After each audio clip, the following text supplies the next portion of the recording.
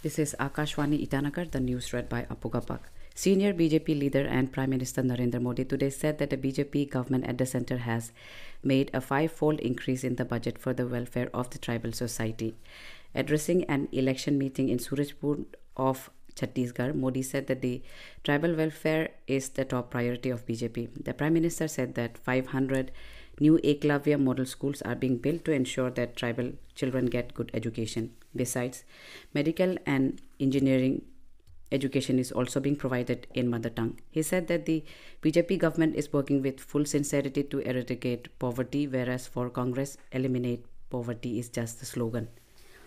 Governor Geti Parnaik, who is on a two-day visit to Nagaland, met his Nagaland counterpart La Ganeshan at the Rajbhavan Kohima today and discussed various important topics related to development and security of both the states. Governor Parnaik discussed internal security issues with his counterpart as both states share a 55-kilometer long interstate boundary. He stressed on securing the areas along the border for ensuring law and order and to instill a sense of security among the villagers and enhance the overall well-being of the communities living in these regions.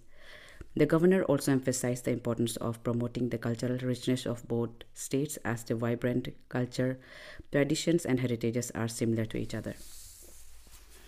Over 63% of the total electorate spread across 5 Gram Panchayat GP constituencies and 1 Zilla Parishad ZP constituency in the state exercised their franchise in the by-election to the two-tier Panchayati Raj institutions held on Monday. Even though the State Election Commission had announced by-election to 54 vacant GP constituencies and 2 ZP seats last month, after withdrawal of candidature on October 21, 1 ZPM and 49 GPM candidates were declared elected uncontested.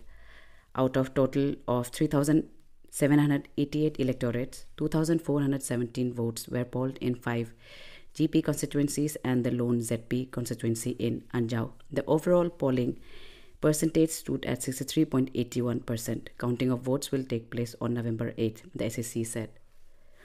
Deputy Chief Minister Chauna, meanwhile, highlighting the advancements achieved by the state in power sector, sought the centre's support for developing a small and mini hydroelectric projects with installed capacity of 356 megawatt in remote areas and for expediting approval of schemes for electrifying villages along international borders.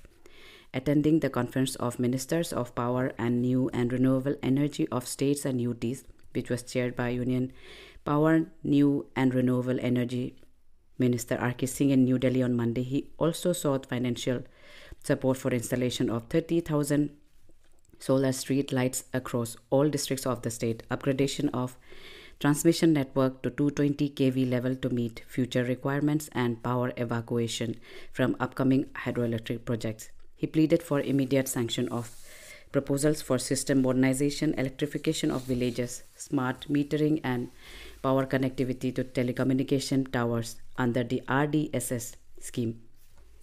Chief Secretary Dharmendra in a meeting on Monday took updates in the progress of e-governance projects and development of online portal for Arunachal Pradesh court case management.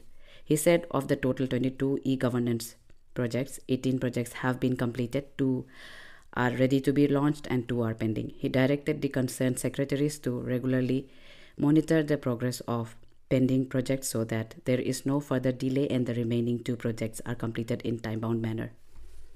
A massive landslide that dislodged an entire mountain face between Balemu and Kalaktang on Orang Kalaktang Shergao Rupa Tenga Road on November 1 was cleared for two-way traffic by 14 BRTF of BRO's project Vartak on Sunday. The first landslide that occurred on the road on October 10 was disrupting traffic intermittently. But on November 1, the entire mountain face came rolling down and Border Roads Organization had to close the road completely for 3 days in order to make it safe for vehicles. 2 OBT houses were burnt to ashes and 1 OBT and 1 RCC house partially damaged in a massive fire that broke out near the ICICI Bank in Bomdila this morning. That's all in this news bulletin. Namaskar.